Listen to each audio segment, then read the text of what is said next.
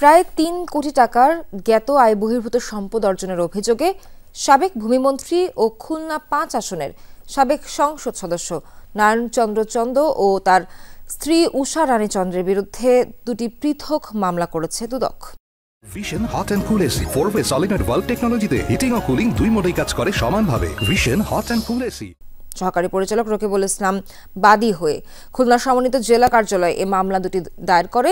এজাহারে বলা হয়, মন্ত্রী থাকাকালে দুর্নীতির মাধ্যমে 1,79,68,377 টাকার জ্ঞাত আয়ের সঙ্গে অসঙ্গতিপূর্ণ সম্পদ অর্জন করেছেন নারায়ণ চন্দ্র চন্দ। এছাড়া ৬২ লাখ টাকা অবৈধ সম্পদ অর্জনের অভিযোগে নারায়ণ চন্দ্র চন্দ্রের স্ত্রী উষা রানী চন্দ্রের বিরুদ্ধে পৃথক একটি মামলা দায়ের করা হয়। ওই মামলায় আসামি করা হয়েছে নারায়ণ চন্দ্র চন্দ্রকেও। এদিকে অবৈধভাবে শিক্ষক নিয়োগের অভিযোগে যশোর বিজ্ঞান ও প্রযুক্তি বিশ্ববিদ্যালয়ের সাবেক ২ ভিসি আব্দুস সাত্তার, আনোয়ার হোসেন সহ ৪ শিক্ষকের বিরুদ্ধে মামলা দায়ের করেছে দুদক।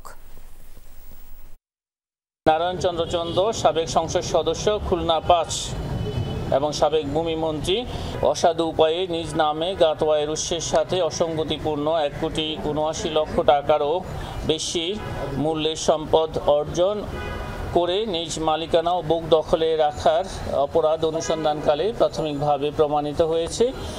এই কারণে তার বিরুদ্ধে দুর্নীতি দমন কমিশন আইন ২০০৪-এর সংশ্লিষ্ট ধারায় একটি মামলা রুজু হয়েছে।